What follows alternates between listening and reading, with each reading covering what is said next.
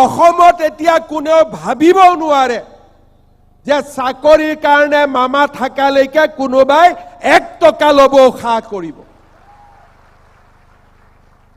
আজি এই পৰিৱৰ্তিত পৰিৱেশত আমি এখন নতুন অসমৰ সপোন দেখো।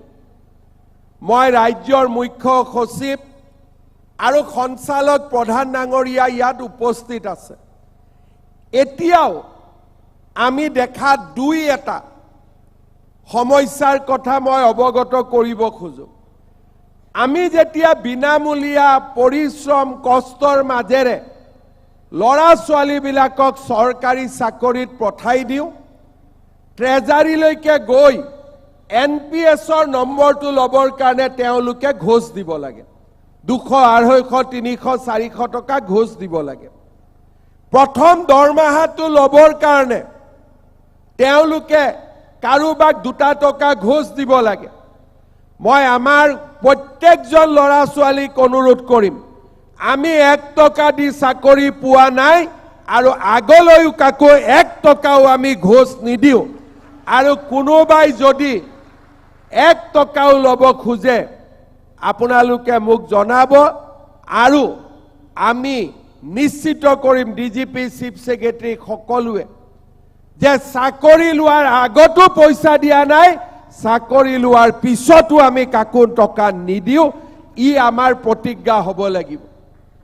পোষ্টিং দিওঁতেও আমি চেষ্টা কৰিছোঁ যাতে আপোনালোকে ট্ৰান্সফাৰ বিচাৰিবলগীয়া নহয়। হয় ঘৰৰ জিলাত নহলে ঘৰৰ ওচৰৰ জিলাত আমি যিমান পাৰো চেষ্টা কৰিছোঁ। 90 জনৰ চেষ্টাত আমি সফল হৈছোঁ। 10 জনক আমি আজি কৰি হয়তো কৰিব পৰা নাই, কিন্তু কেইদিনমান পিছত আজিকালি আমি নতুন নিয়ম কৰিছোঁ।